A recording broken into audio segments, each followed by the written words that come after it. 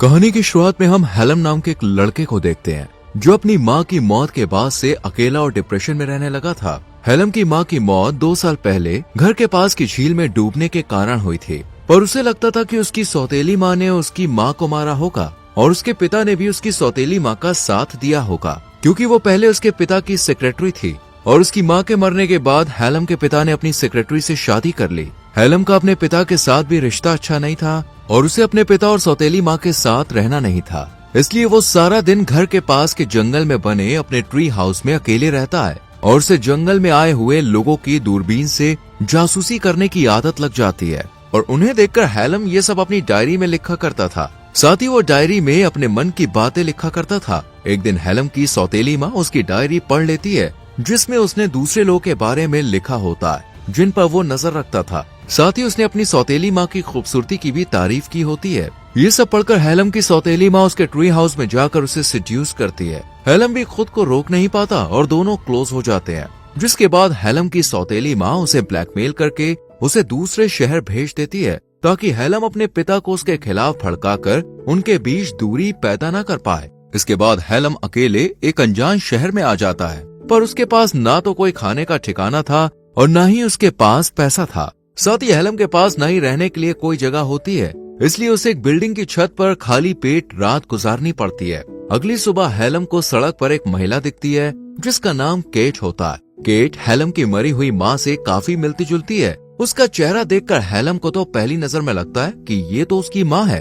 हेलम cat का पीछा करता है और उसे एक होटल में जाते हुए देखता है। उसके पीछे हेलम भी चला जाता है और उसे पता चलता है कि केट होटल में मैनेजर है। हेलम केट के पास आता है और उससे पूछता है क्या यहाँ पर कोई काम मिलेगा। इस पर केट उससे कुछ सवाल जवाब करने के बाद होटल के किचन में काम में रख लेती है। हेलम को भी काम की बहुत जरूरत थी, इसलिए वो ये काम करने लगता है और मन लगाकर सभी काम अच्छे से करता है और ये काम करते हुए उसे मजा भी आता है। इसके बाद हेलम छुट्टी होने के बाद केट का पीछा करने लगता है और उसका हर एक रूटीन देखने लगता है। वो कहाँ जाती है, क्या करती है और यहाँ तक कि उसका घर भी देख लेता है। हेलम ये सब इसलिए कर रहा होता है क्योंकि केट उसे अच्छी लगने लगी थी। एक दिन जब केट काम पर नहीं आती और बाहर गई होती है, तब हेलम केट के घर के अंदर चला जाता है। वो जब खिड़की के बाहर देखता है तो उसे क्लॉक टावर दिखाई देता है। उसे लगता है कि केट का घर सामने के क्लॉक टावर से अच्छे से दिखाई देगा और क्लॉक टावर के नीचे ही हेलम काम करता था। तभी केट कमरे में आ जाती है, इसलिए हेलम खिड़की से घर की छत पर चला जाता है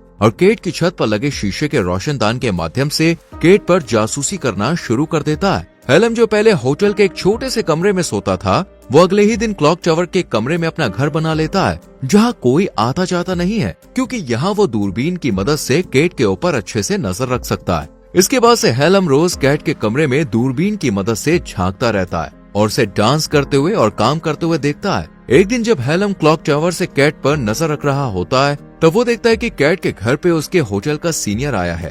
अब वो दोनों मस्ती कर रहे होते हैं। अगले दिन जब हेलम क्लॉक टावर पर जाने के लिए सीढ़ियों का इस्तेमाल कर रहा होता है, तब वही होटल का सीनियर जो कल रात केट के साथ था, उसे रोककर गुस्से में कहता है ऊपर तुम नहीं जा सकते, वहाँ सिर्फ सीनियर स्टाफ ही जा सकते हैं। इसके बाद जब हेलम किचन में काम कर रहा होता है, तब उसके पास केट आती है और पूछती है तुम्हें ये काम कैसा लग रहा है। इस पर हेलम कहता है कि वो अपने काम को एंजॉय कर रहा है। ये सुनकर केट को भी अच्छा लगता है। रात में जब हेलम केट को देखने के लिए उसके घर की छत पर होता है और रोशनदान से केट को देख रहा होता है, तब वो देखता है कि केट वहाँ अपने सीनियर के साथ है। हेलम छुपकर उन्हें देखता है और उनकी बातचीत से उसे पता चलता है कि उसका सीनियर शादीशुदा है और उसके 2 बच्चे भी हैं, यानी कि उसका और केट का अफेयर चल रहा है। ये जानकर हेलम को बहुत बुरा लगता है। इसके बाद हेलम क्लॉक टावर में आ जाता है जहाँ वो सबसे छुप कर रहता है। केट और अपने सीनियर को देखकर उसे अपनी माँ की याद आ जाती है। उसे लगता है कि उसके पिता और सौतेली माँ का बहुत पहले से अफेयर चल रहा था। जब उसकी माँ को इसके बारे में पता चला तो वो सौतेली माँ से मिलने गई होगी और तभी सौतेली माँ ने उसकी माँ को मार दिया होगा ताकि वो उसके पिता के साथ अच्छे से रह सके। यहाँ पर हेलम को अब लगने लगा था कि उसकी सौतेली माँ और उसके पिता ने मिलकर उसकी माँ को मारा होगा, इसलिए हेलम पुलिस स्टेशन जाता है और अपनी सौतेली माँ पर उसकी माँ की हत्या का आरोप लगाकर केस दर्ज करता है और ऑफिसर से कहता है कि उसके पिता भी उसका साथ नहीं दे रहे हैं। अगले दिन केट हेलम को ऑफिस में बुलाती है और उसे होटल में फ्रंट डेस्क का काम ऑफर करती है। इस पर हेलम मान जाता है और ये काम शुरू कर देता है। जल्द ही उसे ये काम अच्छा लगने लगता है और उसका एक दोस्त भी बन जाता है। एक दिन हेलम जब क्लॉक टावर से केट को देख रहा होता है, तब उसे ऐसा करते हुए उसका वही सीनियर देख लेता है। और उसे समझ आ जाता है कि हेलम क्लॉक टावर से कैट के ऊपर नजर रखता है। उसका सीनियर गुस्से में हेलम को धमकाता है कि वो उसे पुलिस से पकड़वा देगा और नौकरी से निकाल देगा, पर हेलम अपने सीनियर से कहता है कि उसे सब पता है कि वो अपनी पत्नी को धोखा देकर कैट के साथ अफेयर कर रहा है। हेलम उसे ब्लैकमेल करने की कोशिश करता है, तब उसका सीनियर उसे नौकरी से नहीं निकालता और दोनों अपनी बातें सीक्रेट रखने का फैसला करते हैं। अगले दिन हेलम जब काम पर होता है तब कैट उसके पास आकर उसे बर्थडे विश करती है,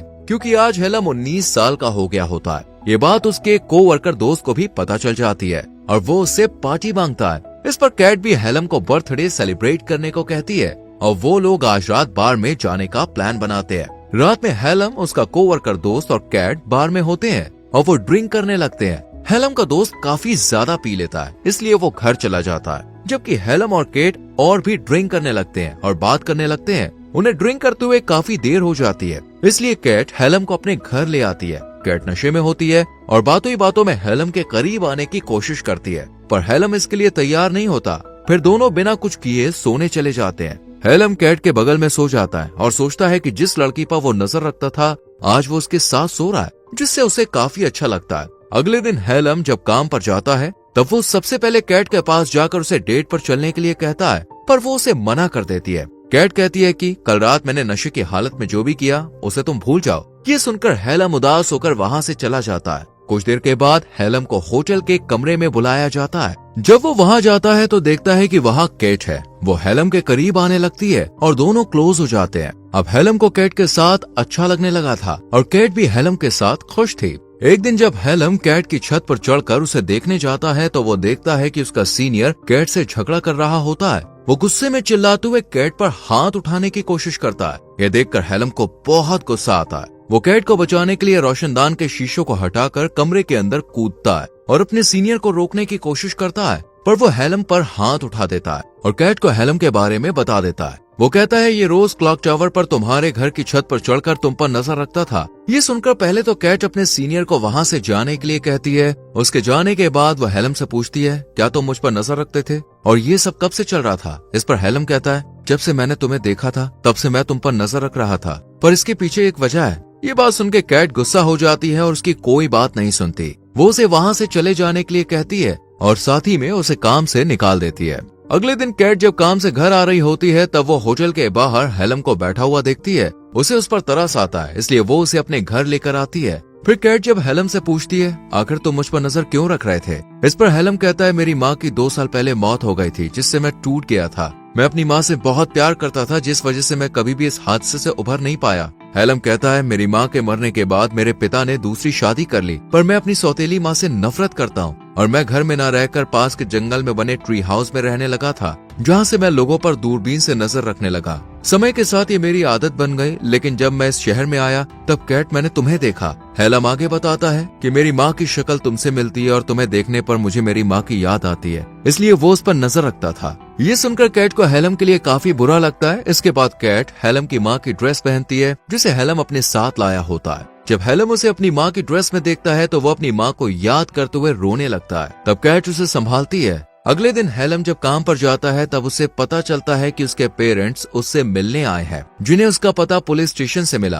क्योंकि उसने अपनी सौतेली माँ के खिलाफ केस किया था, पर कोई भी सबूत न होने के कारण उसकी सौतेली माँ के खिलाफ कोई एक्शन नहीं होता है। यहाँ हेलम के पिता उससे कहते हैं कि उन्होंने बहुत ज्यादा कर्ज लिया है और उन्हें अपनी कुछ जमीन को बेचना होगा ताकि वो लोन चुका सके। इसके लिए वो हेलम को वसीयत पर साइन करने को कहते हैं, जो मरने से पहले उसकी माँ उसके नाम कर गई थी। यहाँ हेलम को डर होता है कि इस सब के पीछे उसकी सौतेली माँ का हाथ है, इसलिए वो साइन करने से मना कर देता है। तब उसकी सौतेली माँ उसे बुरा भला कहने लगती है और फिर वो लोग वहाँ से चले जाते हैं। रात में हेलम को अपनी सौतेली माँ की बातें याद आ रही थी, जिसमें उसने कहा था कि उसकी माँ की मौत एक हादसा था और उसे भूल जाना चाहिए, पर हेलम बातों को याद करते हुए काफी गुस्सा हो जाता है। अगले दिन हेलम ट्रेन पकड़कर अपने घर आता है। हेलम दुख और दर्द से बुरी तरह प्रभावित होकर घर में चुपचाप आता है और अपनी सौतेली माँ के पास जाकर उसका मुंह बंद करके उसे बांधता है। फिर उसे झील में ले जाता है और पानी में फेंक देता है। सौतेली माँ डूबने लगती है। तभी हेलम को एहसास होता है कि वो गलत कर रहा है, इसलिए वो सौतेली माँ को पानी से बाहर निकालता और उससे माफी मांगता है। फिर सौतेली माँ वहाँ से चली जाती है।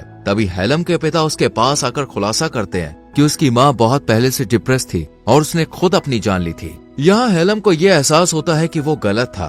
अपने पिता से अपने बर्ताव के लिए वो माफी मांगता है और फिर हेलम ट्रेन पकड़कर कैट के पास आता है, पर वो उससे मिलने से मना कर देती है। वो कहती है कि उसका रिश्ता कभी भी किसी के साथ अच्छा नहीं रहा है, इसलिए अभी वो किसी के साथ रिश्ते में आना नहीं चाहती। कैट हेलम को ये कहते हुए वापस भेज देती है कि वो अभी छोटा है, अगर तुम मेरे साथ आगे रिश्ता रखना चाहते हो तो तुम कुछ साल बाद आना। इसके बाद हेलम यहाँ से चला जाता है और सड़क पर चलते हुए चेहरे पर मुस्कान लिए मन ही मन सोचता है कि एक दिन वो कैट से जरूर मिलेगा।